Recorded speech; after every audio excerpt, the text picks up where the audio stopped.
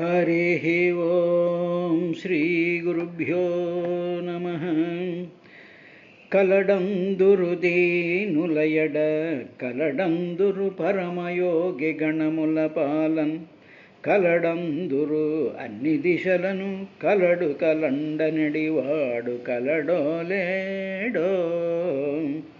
కలుగొడే నా పాలి కలిమి సందేహింప కలిమిలెములు లేక కలుగువాడు నా గడ్డపడరాడే అలి అసాధువుల చేపడిన సాధుల గడ్డపడెడువాడు చూడడే నా పాటు చూపుల చూడక చూచువారల కృప చూచువాడు లీలతో నా మొరాలింపడే మొర్రగుల మొరలు రంగుచుదన్ను మొరగువాడు అఖిల రూపులు తన రూపమైన వాడు ఆది మధ్యాంతములు లేక ఎడరువాడు భక్త జనముల దినుల పాలివాడు వినడే చూడడే తలపడే వేగరాడే విశ్వకరు విశ్వదూరుని విశ్వాత్మకు విశ్వవేద్యు విశ్వన విశ్వన్ శాశ్వతునజో బ్రహ్మ ప్రభుని ఈశ్వరుని పరమ పురుషునే భజయంతుం లావొకింతయు లేదు ధైర్యము విలోలంబయ్య ప్రాణంబులున్ ఠవుల్ దప్పే మూర్ఛ వచ్చె తనువుండ సంశ్రమంబయ్యడిన్ నీవే తప్ప ఇతప్పరం బెరుగమన్నెం పందగుందీను నిన్ రావే ఈశ్వర కవవే వరద సంరక్ష్యంపు భద్రాత్మక. ఓ కమలాప్త ఓ వరద ఓ ప్రతిపక్ష విపక్షధూర కుయో కవియోగి వంజ సుగుణోత్తమయో శరణాగతామరానోకః యో మునీశ్వర మనోహర యో విపుల ప్రభావ రావే కరుణింపవే తలపవే శరణార్థిన్నన్నుగావవే. విస్మయతలేమి వినియురకుండియురే అంబుజాసనాదులు అడ్డపడక విశ్వమయుడు విభుడు విష్ణుండు జిష్ణుండు భక్తియుతినికి అడ్డపడదలంచి అలవైకుంఠపురంబులో నగరిలో ఆమూల సౌధంబుదాపల మందార వనాంతరామృత శరః ప్రాంతేందు కాంతోపనోత్పలర పర్యంకరమా వినోదియగు అపన్న ప్రసన్నుండు వింవల నగేంద్రము పాహి పాహి అనకుయ్యాలించి సంరంభియై. హరి ఓం శ్రీ గురుభ్యో నమః.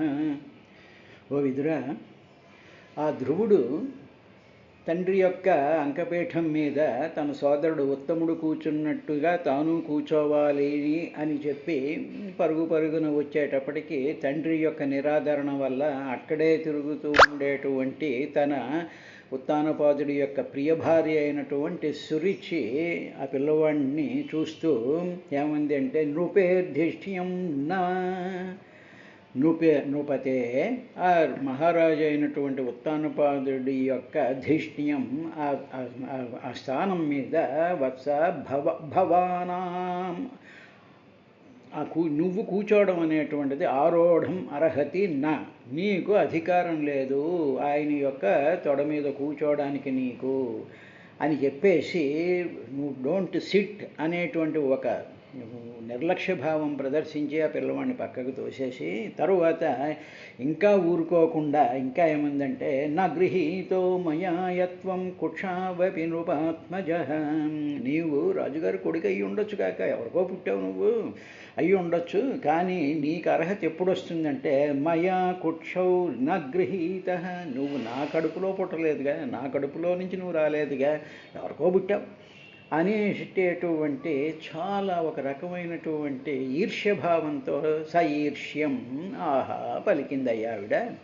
పలికేటప్పటికి ఇంకా ఏముంది అంటే, నీవు నా కడుపు కింద కాకుండా మళ్ళీ దాన్ని రిపీట్ చేస్తూ బాలోసి బత ఆత్మానం అన్యస్త్రీ గర్భ సంభృతం, అన్యస్త్రీ గర్భం, ఎవరో స్త్రీ, అన్యస్త్రీ, తను ముక్తానపాదుడు ఆచారం ప్రకారం వివాహం చేసుకున్నాడుగా రెండో భార్య కింద సునీతిని.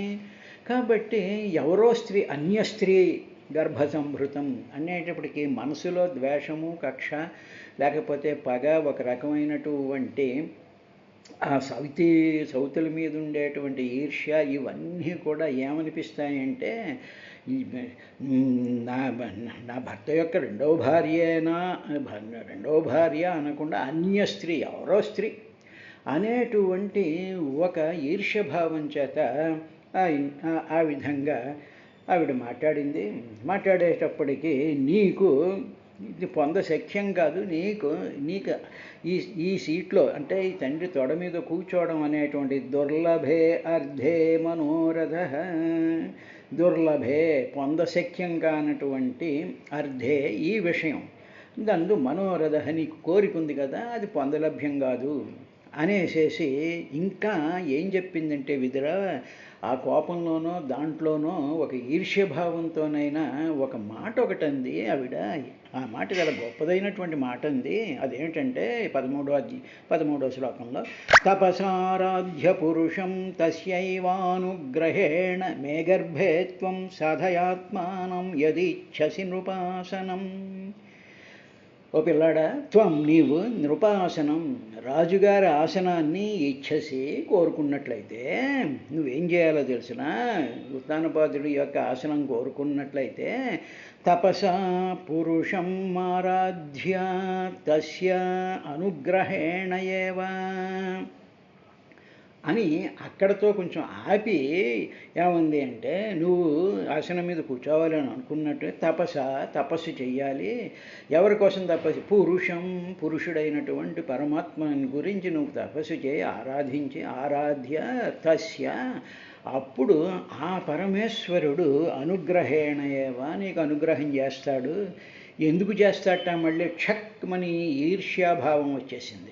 ఎందుకంటే సవితి మీద విపరీతమైనటువంటి ద్వేషం, కోపం, ఆవిడ చాలా మంచిదవడం వల్ల, ధర్మం అవడం వల్ల, నీతి అవడం వల్ల ఈ రుచులకి నీతన్నా ధర్మం అన్నా కూడా పడదు. కాబట్టి అవి ఏవో దూరంగా ఉండవలసినటువంటివి అనేటువంటి భావం ఉండడం చేత, ఓ కుర్రాడా నువ్వు తపస్సు చేసి పరమేశ్వరుణ్ణి ఆరాధించి ఆ పరమేశ్వరుడు అనుగ్రహిస్తాడు కదా. ఆ ఇచ్చినప్పుడు ఏముంది అంటే ఏవ ఆ అనుగ్రహం చేత ఆత్మానం మే గర్భే సాధయ, ఆ పరమేశ్వరుడికి ఆరాధిస్తే ఆయన ప్రత్యక్షం అవుతాడు అనుకో. అయ్యేటప్పటికి ఆయన స్వామి నన్ను అనుగ్రహించు అంటే అనుగ్రహిస్తానరా ఏం కావాలని అడిగాడు అనుకో. అడిగితే మా తల్లి అయినటువంటి సురుచి గర్భంలో పుట్టేటట్టు అనుగ్రహించు అని నువ్వు కోరుకునేటట్టుగా నువ్వు వెళ్ళు తపస్సు చెయ్యి అని చెప్పి రెండవ పనికిరానటువంటి మాట, ఈర్ష్యతో కూడుకున్నటువంటి మాట అంది. ఆవిడేముంది అంటే పరమేశ్వరుని యొక్క అనుగ్రహేణ ఏవ ఆత్మానం మే గర్భే యత్ సాధయ్య, అలాగే నువ్వు తపస్సు చేసి నేను ఈవిడ గర్భంలో పుట్టాలని కోరుకోరా అబ్బాయి అని చెప్పి అహంకారంతో, ఈర్ష్యతో, ద్వేషంతో, అయ్యో వీడి చంటి పిల్లాడు, వీడితో మనం ఇలా మాట్లాడకూడదు అనేటువంటి విషయం కూడా మర్చిపోయినటువంటి ఆ ఈర్ష్య ఆ విధంగా మాట్లాడడం చేస్తుందయ్యా అని చెప్పిన తర్వాత ఇప్పుడు మైత్రేయ ఉవాచ, మైత్రేయుడు ఈ విధంగా అన్నాడు. మాతు సపత్న్యా స దురుక్త విద్ధ స్వసన్రుషా దండహతో యథాహి హిత్వా మిషంతం పితరం సన్నవాచం జగామమాతో ప్రరుదన్ సకాశమం. ఎప్పుడైతే ఇలా రిజెక్షన్ వచ్చిందో, ఎప్పుడైతే నిరాదరణ వచ్చిందో అటు తండ్రి నుంచి కూడా అటు సవితల నుంచి కూడా, పాపం పిల్లవాడు కాబట్టి వెంటనే చాలా బాగా హర్ట్ అయిపోతాడు. ఆ హర్ట్ అయిపోయినటువంటి మాటలతో ఏమైపోయిందంటే ఆయన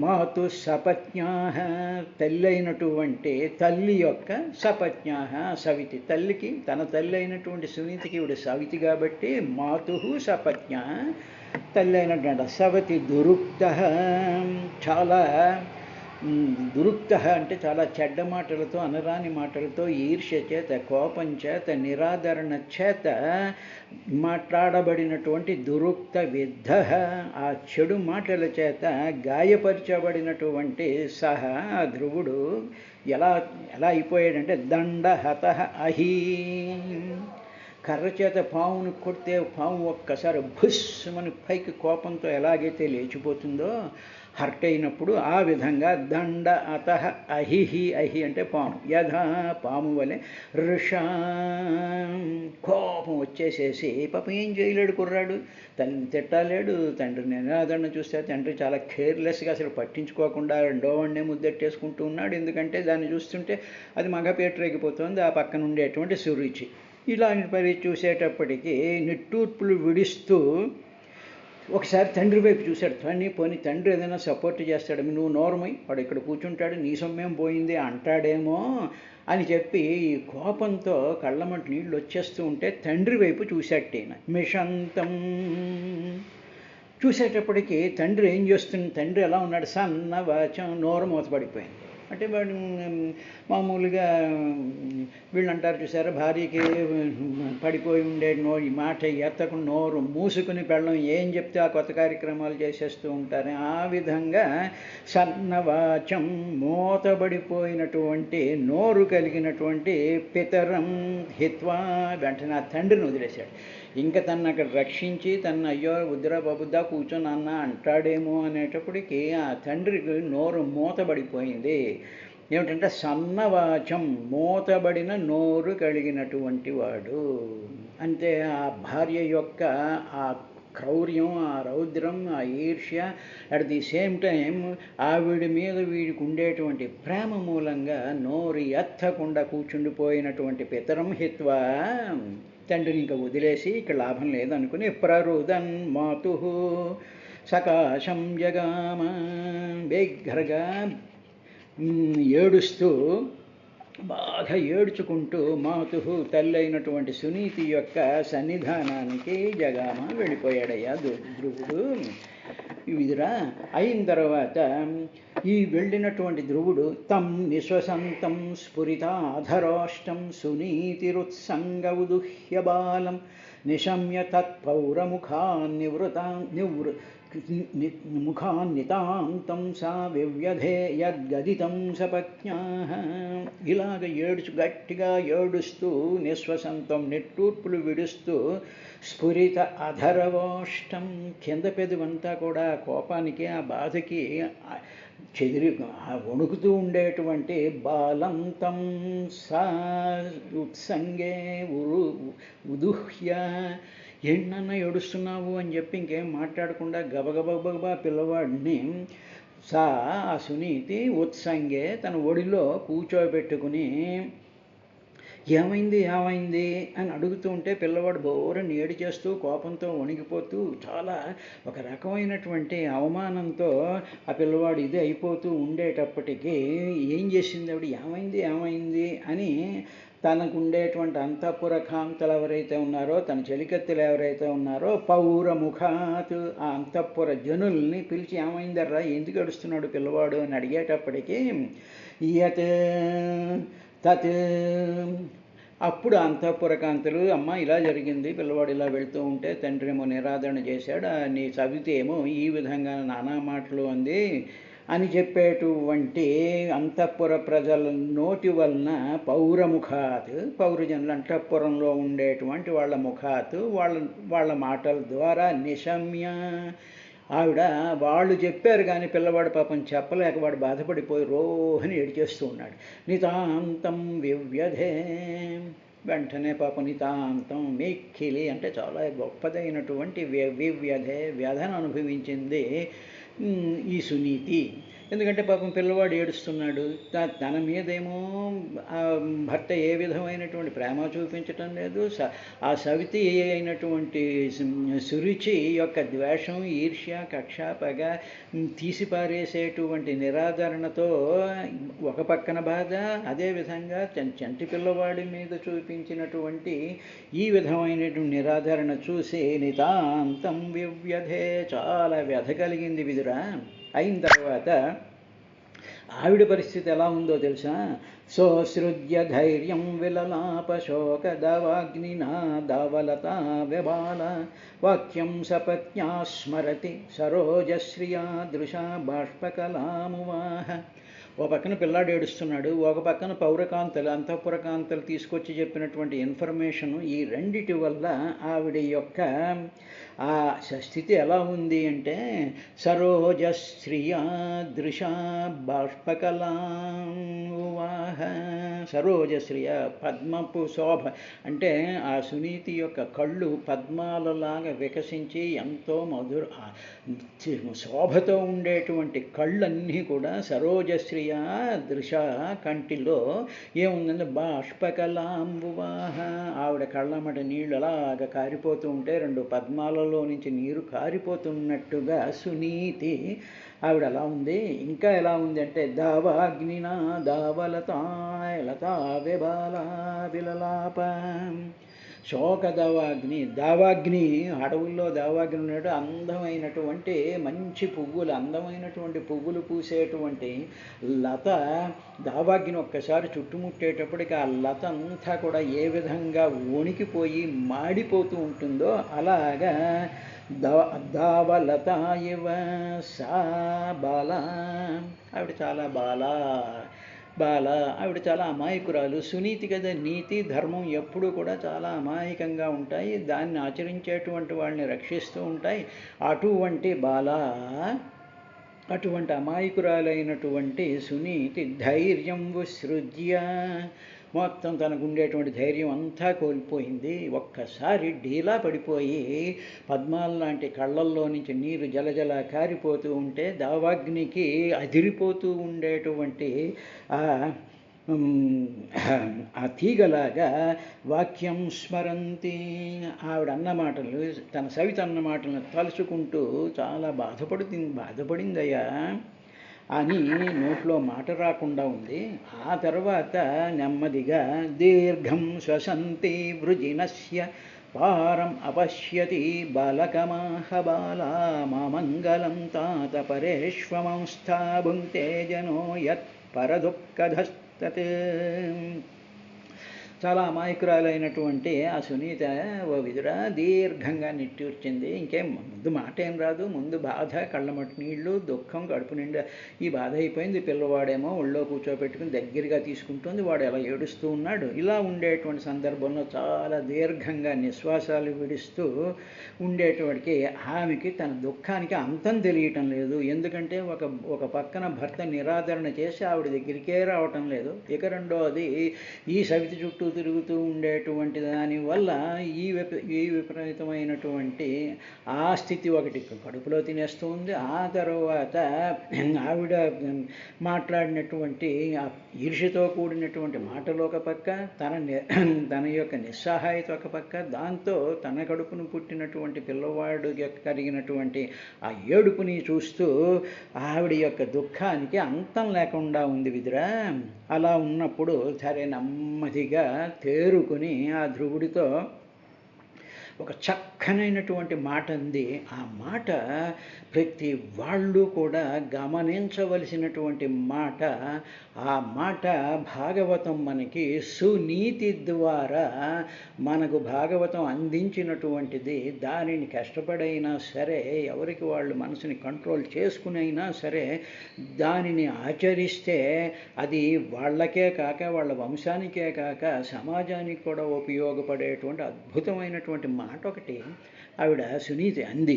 ఆ విషయాన్నే విదురుడికి ఈయన చెప్తూ, బాబు నువ్వు చాలా చెప్పడికి తేరుకుని, బాబు నువ్వు బాధపడుతున్నావు కదా, ఇటువంటి పరిస్థితిలో నీవు ఇతరులకి అశుభం కలగాలని మాత్రం భావించకు. నిన్ను తిట్టిందిగా తమ్ముడేమో వాడు ఒళ్ళో కూర్చున్నాడుగా, నాన్నేమో మాట్లాడలేదు కదా.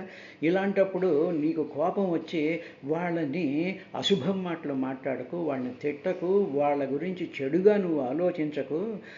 ఇతరులకి అశుభం కలగాలని మాత్రం నువ్వు భావించకు. తల్లి చెప్పవలసినటువంటి మాట, తల్లి చెప్పినటువంటి మాట. భాగవతం తల్లి రూపంలో, నీతి రూపంలో, సునీతి రూపంలో చెప్పినటువంటి కష్టసాధ్యం అయినా సరే చెప్పినటువంటి మాట ఆవిడ మా మంగళం తాత పరేష్వమంస్థ మాం అమంస్థ, ఎప్పుడు కూడా మా అమంస్థ తలపోయికు, నువ్వు ఎప్పుడు తలపోయికు. ఏమిటి? పరేషు ఇతరుల విషయంలో, అమంగళం మా అమంస్థ, పరేషు ఇతరుల విషయంలో, అమంగళం అశుభంను, మా అమంస్థ తలపోయకు. ఎందుకో తెలుసా? యత్ ఎందుకంటే పరదుఃఖద, ఇతరులకి దుఃఖాన్ని కలిగించినటువంటి జన, మనిషి ఎవడైతే ఉన్నాడో వాడు తత్ ఆ దుఃఖాన్నే భుంక్తే అనుభవిస్తూ ఉంటాడు. నిన్ను వాళ్ళు దుఃఖపెట్టారు, బాగానే ఉంది, నువ్వు దుఃఖపడుతున్నావు, నీకు ఇది ఉంది కాబట్టి నువ్వు ఏ విధంగా అయితే దుఃఖపడుతూ ఉన్నావో, నువ్వు అవే మాటలు అవే చేష్టలు అదే విధంగా నువ్వు అవతల వాళ్ళకి కానీ చేసినట్లయితే నీకు ప్రయోజనం ఏముంది? కాబట్టి నువ్వు అమంగళమైనటువంటి మాటలు మాట్లాడితే అలాగ దుఃఖాన్ని కలిగించినటువంటి వాడు మళ్ళీ ఇన్ రివర్స్ డైరెక్షన్ ఆ ఫలాన్ని వీడు అనుభవిస్తాడు. కాబట్టి బాబు నువ్వు మా అమంస్థాం పరేషు అమంగళం అని చెప్పి ఎంతో తట్టుకుని, నీతి కాబట్టి, సునీతి కాబట్టి, ధ్రువుడి యొక్క తల్లి కాబట్టి, పరమేశ్వరుడు అనుగ్రహాన్ని పొందినటువంటి ధ్రువుడు కాబట్టి ఆవిడికి ఆ సంస్కారం ఉండి ఆ మాట ఆవిడంది. సాధారణంగా ఏమనుకుంటా, నిన్ను తిట్టింది కదా, 4 పడా 4 లాగైపోయావా, నువ్వు కూడా ఇష్టం వచ్చినట్టు తిట్టేకపోయావా, అది చేయకపోయావా, ఇది చేయకపోయావా అని చెప్పి దుఃఖంలోనూ కోపంలోనూ పగతోనూ కక్షతోనూ కొంతమంది చాలామంది ఈ విధంగా అంటూ ఉంటారు. అలా అనకూడదు అని భాగవతం చెప్పించిందయ్యా విదురా అన్న తరువాత. ఇంకా ఏమంది అంటే, భుంక్తే జనో యత్ పరదుఃఖదస్తత్, అమంగళం మాట్లాడితే అవతల వాళ్ళు కూడా దుఃఖాన్ని అనుభవిస్తారు, అలా అన్నవాళ్ళు కూడా దుఃఖాన్ని అనుభవిస్తారు. కాబట్టి నువ్వు మాత్రం ఏమీ అనకు, నువ్వు అన్నావు అంటే నువ్వు దుఃఖాన్ని అనుభవించాల్సి వస్తుంది. సత్యం సురుచ్యాభిహితం భవాన్ మే యద్దుర్భగాయా ఉదరే గృహీతః స్తన్యేన వృద్ధశ్చ విలజ్జతే యాం భర్యేతి వావోఢుమిడ స్పతిర్మాం.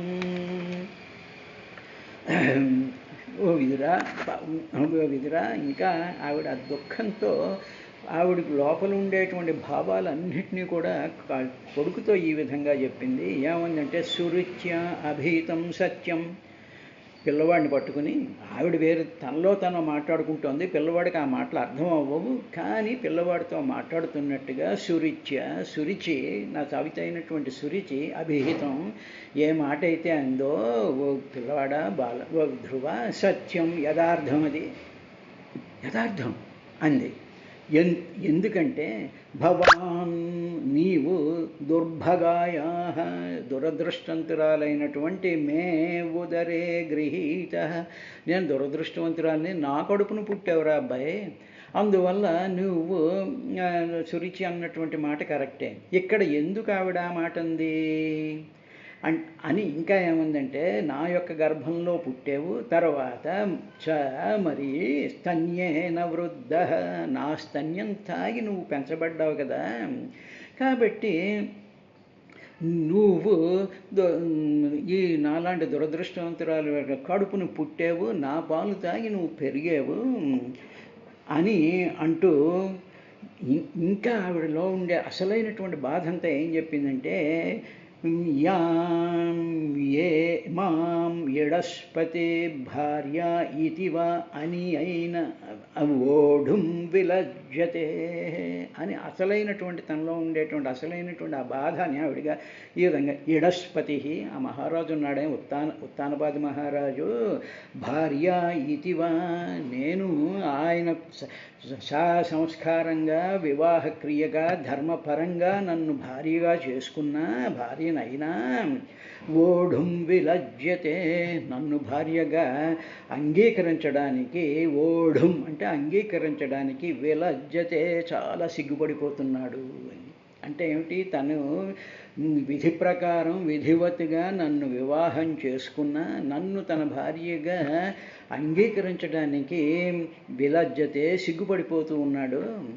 అందువల్ల భర్త యొక్క అనురాగం కానీ, భర్త యొక్క ప్రేమ కానీ, భర్త యొక్క ఆదరణ కానీ పొందనటువంటి నా స్థితి అది దౌర్భాగ్యమే కదా. అటువంటి దౌర్భాగ్యురాలైనటువంటి దుర్భగాయ, అటువంటి దురదృష్టవాలైనటువంటి నా మే ఉదరే గృహీత, నువ్వు నా కడుపును పుట్టావురా అబ్బాయి అని. అవును, కరెక్టే, సురిచి అన్నటువంటి మాటది కరెక్టే.